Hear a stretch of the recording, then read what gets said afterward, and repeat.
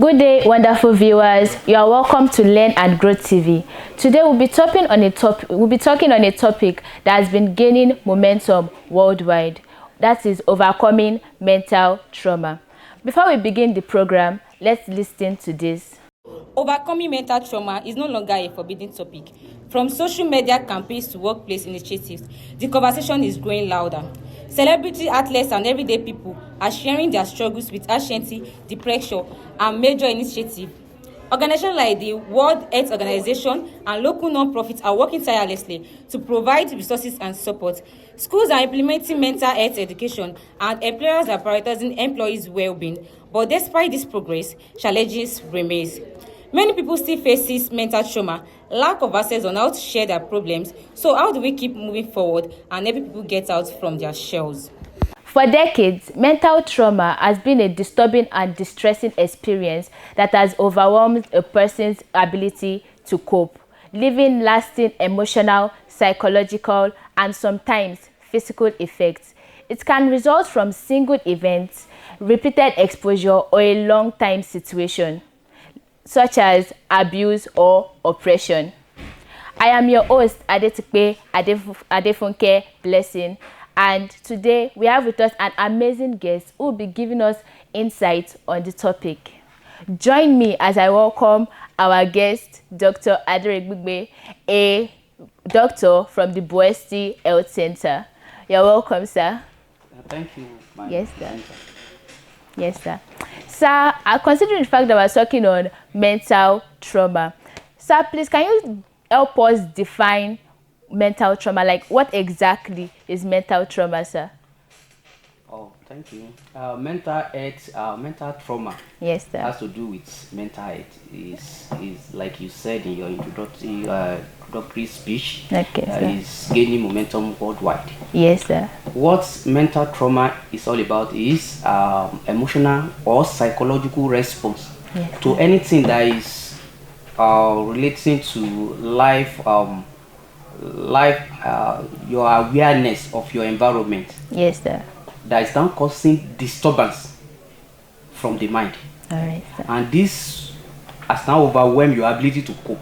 All right, sir. For instance, like somebody that is under maybe peer pressure from hostel students, some people in the environment are smoking in their end. So they've been luring this person to come and take this thing. He has been trying all means to evade the attempt to start with them, but it will come to a stage if he does not seek intervention on time. It can create a trauma in him that probably they force him, they tie him up, and you understand. Yes, sir. And like you also put in your introduction, it could be a one-time event like acute or chronic, that's continuous exposure to the same event that is leading to that trauma. Yes, sir.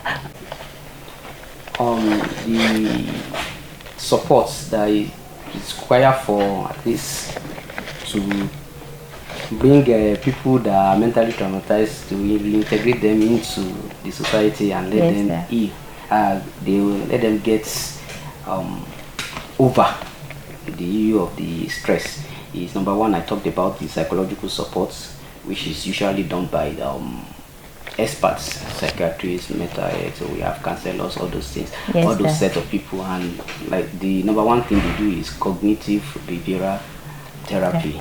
Like I said, this is just about changing their thinking, their perception of life, and put them back into the society so that they believe that they are not alone. They exist within a community and others. Another thing under the narrative therapy, which I said is about telling your story, telling the same story, the experience, just be telling people should know. Another one is the group therapy. You avoid allowing them staying alone. They have to be in a group of people that accept them. We have the social support, which is from family and friends. In this case, most of the time we don't want them to be stigmatized. You listen to them, you don't judge them, even because this issue of mental trauma most of the time brings guilt to them, brings shame. It reduces their self-worth. When you listen to them, even when you know that probably there's a mistake, you don't just condemn. You listen more. Yes, Don't sir. judge them. Another thing is the community and the cultural therapy or the support. Like I said, from our various belief center, churches, mosque, and the traditionalists should at least see them and stop stigmatizing this set of people. Another one is the community outreaches. You do visitation, you understand, you don't Yes, sir. allow them to stay alone. And another one is our medical support. This has to do with medications mainly and what they are our personal health. Like we said, part of the manifestation how mental trauma affects people is anxiety disorder, depression. So you give drugs that will at least alleviate all this depression, anxiety disorder, and you can give mood stabilizer for people that have mood swings. Another one is the self-care mindfulness support. The person himself, Yes, sir. yes, must be ready to have some routines that will take away, that will just keep them busy, like Yes. reading, journaling, dancing, taking a walk, you pray, you join prayer group, you meditate, all those things. So all Alright, those sir. are supports that are available for. All right, sir. Thank you for those support systems. I feel like our viewers have been able to gain a lot from those words, sir. Thank you very much, sir. Sir, please, one question our viewers would like to know is, how can one manage mental trauma for personal and social growth? Yes, like when you want to manage mental trauma, it's not just about surviving it. Okay. A lot of people will survive it, but it is your ability to grow with the experience. Yes, sir. Or that to make you stronger and wiser. So to let other people learn how to cope that. Actually, this is not the end of the world. Yes, sir. We've been through it and we have overcome it. We've had some people that were raped at tender age becoming advocates for rape, that you should come up with this thing and let people know it is not the end of the world. I was raped, so somebody else was raped, and we were able to get over it. Yes, so number one thing is for personal healing and social growth is there must be compassion. People around you must be compassionate. They should they are not you should not be condemned. People going through mental trauma should not be condemned, irrespective of anything. Yes, and there must be a consistent care. There must be the people around such fellow must show consistent care. Yes, sir. You understand? Another thing is the person undergoing that mental trauma must have the courage that he or she wants to get over it. So number one is from the person, he has to accept that I am mentally traumatized. Yes. Because you don't treat what does not exist. Yes, If you are telling this person you are mentally stressed and he's saying I'm not stressed, so there's no way the person is going to accept your treatment. Yes, sir. So that one. And again, that person must now prioritize his self-healing. And how do you achieve this is when you seek counseling, you seek treatment yourself. Your ability, if you have clinic appointments, you go. If you have places where they discuss, so you go, and you must create a safe routine.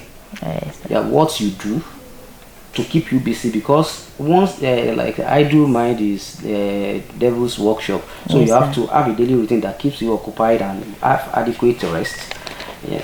Again, you have to rebuild your self-identity, because with mental trauma, people will label you, they will stigmatize you, but it is you that will now build back your self-confidence. Yes. You try. It's going to be a gradual thing. Yes. And you have to claim your self-worth. You know what you stand for and what you actually need. The experience should make you stronger and wiser. You don't fall victim of. And again, you have to reconnect socially in this space. You interact with people that you know that this set of people accept you for who you are. you mingle with them more, and again you volunteer to do so many things. Yes, sir. Finally, let me just say, you have to transform that pain into purpose. Okay. And that's what majority of people known worldwide to have overcome mental trauma. That's what they've done.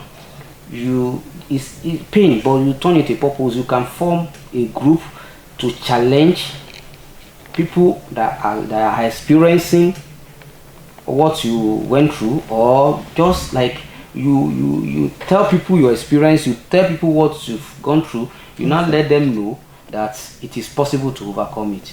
And again, when your interaction with people, you have to bear in mind that there's something, that aspect of our head that is beyond what we see, that is beyond this physical appearance and the light, that has to do with mental health. So you should be an advocate of mental health, because when you are talking to somebody, the person is not responding, and you think is pride, but then you have to look beyond the physical appearance of people around you and think more of mental health and mental challenge. Yeah.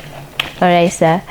Thank you, Dr. Aderigbigbe, for joining us today on the show. Viewers, thank you.